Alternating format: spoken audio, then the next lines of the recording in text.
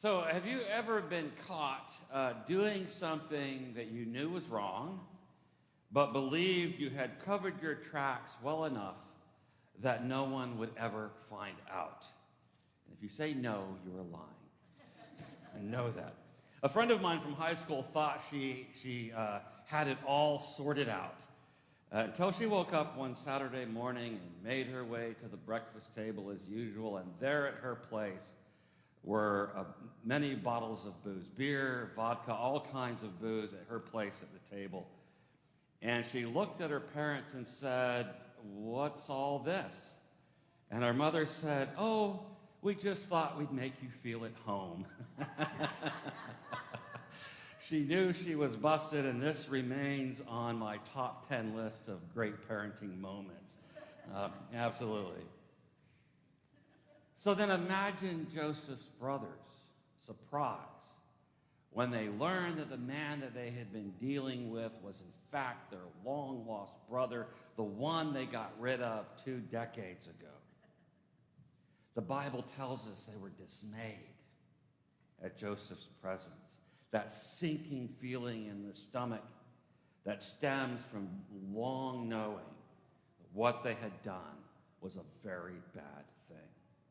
If you remember the story, Joseph was the youngest of his brothers and the favorite son of their father. He would tell them dreams that he had about them, and they hated that. But most of all, he would report to his father on the things his brothers were doing, and that really got their goat. So when Jacob sent Joseph one day to go check on his brothers, their rage boiled over. "Here comes this dreamer," they said. "Come now, let us kill him, and we will see what becomes of him then." Well, they didn't kill him, but they sold him to some passersby who in turn sold him into slavery in Egypt, where he remained a slave and then a prisoner for 13 years. They told their father he'd been killed by a wild animal. It's a dark story of the human condition, full of anger and resentment and hurt, jealousy, hatred, rage, all the drastic things we do that we think will somehow solve our problem. It's a great story, well worth a read. I encourage you to go read it. I think I heard the Old Testament class talking about it today. Yes, I did. So go and read it. It's a great story. Everything happens for a reason. This is a way of viewing the world that helps to make sense of and cope with disappointments and struggles in life. And sometimes things happen because you're an idiot, like the time I burned both of my feet on the bottoms because I thought it was smart to shovel hot coals barefoot. Don't do that, by the way. But then there are those experiences that we've all had where in hindsight, you could see that there was more happening than what you were aware of at the time. Getting passed up for that promotion you had your heart set on, only to find out that the change you made in response to that really shaped your life in ways you could not have imagined. Missy and I try to impress upon our kids to do their best and thrive in whatever circumstances they may find themselves in, even the disappointing ones, because you just never know where that may lead you. Now, that's not to say that there is not senseless tragedy. Sometimes bad things just happen, and there doesn't have to be a reason for it. But everything happens for a reason is a way of acknowledging that there is a bigger picture at work in our lives than what we can always see at the time. Joseph said to his brothers, "Do not be distressed or angry at yourselves because you sold me here. For God sent me before you to preserve life." There is more in this story than either of us could see at the time. Do not be so dismayed. God is in the midst of this God-forsaken tale of the human condition, and he fills the void that's left behind with deep forgiveness and reconciliation. Without this story, the nation of Israel and the faith of Judaism would have fallen silently out of history into oblivion. So it's a good story in that sense, and it is exactly in these dark places that God sees fit to dwell.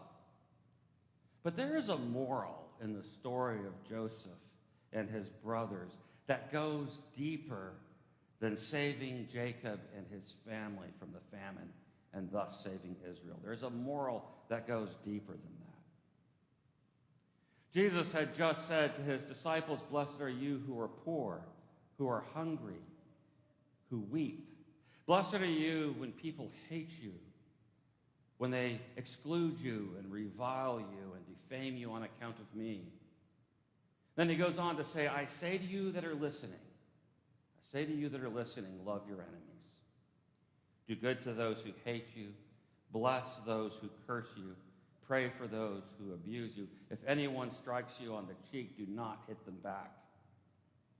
If anyone steals from you, don't go after your stuff. Now, this is not, admittedly, an easy ethic. That golden rule that we're all familiar with, do unto others as you would have them do unto you. Treat others the way you yourself want to be treated. This golden rule, we know it well, but Jesus didn't make it up. Others have written this same rule, Philo and Homer. They espouse the virtues of the same golden rule, but Jesus takes it up a notch. I say to you that are listening, love your enemies. That is the golden rule at a whole new level. It is not instinctual to love your enemy. It is not. We talk about our most basic animal-like instincts, right, as a response to stress. What is it? It's fight or flight, right? It's to fight or to flee when we are stressed. My homiletics professor told us in the class, he said, that is not a good response for preachers. So Jesus said, if someone strikes you on the cheek, don't do either one. Don't fight, don't flee. Do not fight back, but do not flee either. Offer instead your other cheek. In other words, stay with your enemy. The 20th century offers some tremendous examples of how life-changing this ethic can be. Martin Luther King Jr. and Mahatma Gandhi brought about significant change in their day by not only a nonviolent response to the violence and oppression they were experiencing, but also by loving those who were oppressing.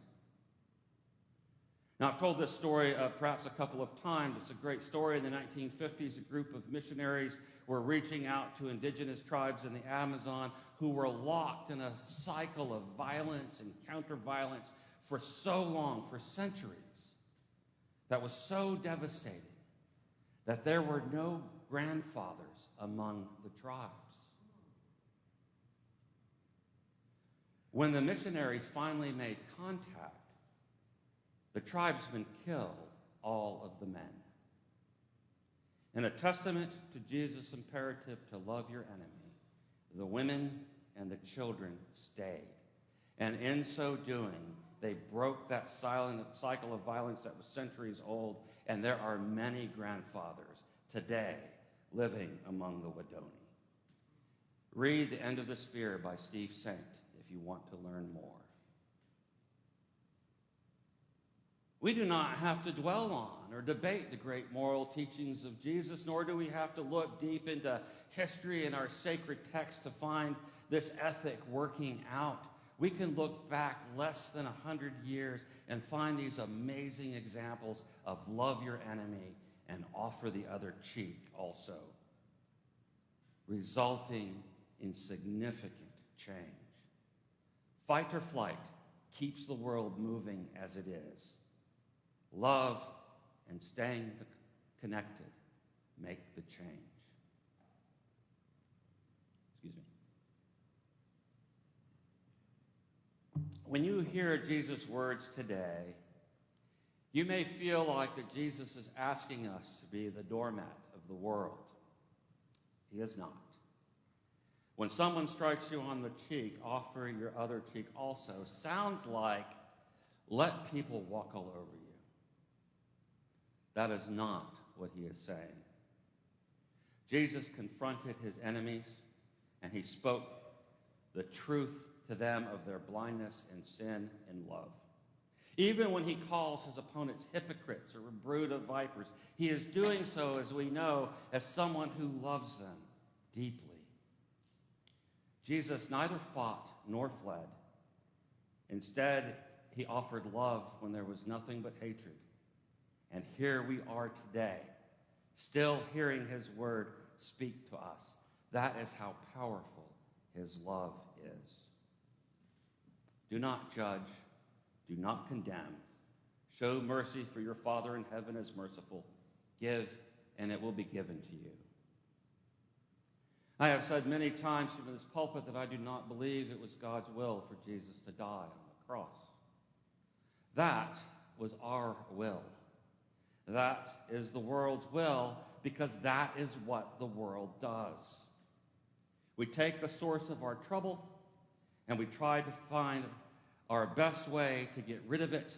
We sell it to passersby and we think that we have solved our problems. Jesus was a problem to those who were in power in his day, and they found a way to get rid of him. That is the will of the world. God's will was that Jesus would neither fight nor flee, but instead submit to that worldly will perfectly. When Joseph's brothers saw him again, not only was their misdeed exposed, not only were they busted, but they were trapped by a man who had tremendous power over them, who in a single word could have committed them to prison or had them beheaded. Instinct coupled with great power is almost irresistible to overcome. What temptation there must have been for Joseph to settle the score. But Joseph could see beyond the circumstances to that bigger picture. And his only response to his brothers was love. And in this way, Joseph prefigured Jesus. Read the story. It's great. Jesus neither fought nor fled because he too had a vision of the bigger picture. When he tells us to love our enemies, he knows that it is hard for us to see that bigger picture. So he is asking us to trust in his goodness. Love your enemy, show mercy, for when you do more to solve the problem than you could ever ask or imagine. Amen.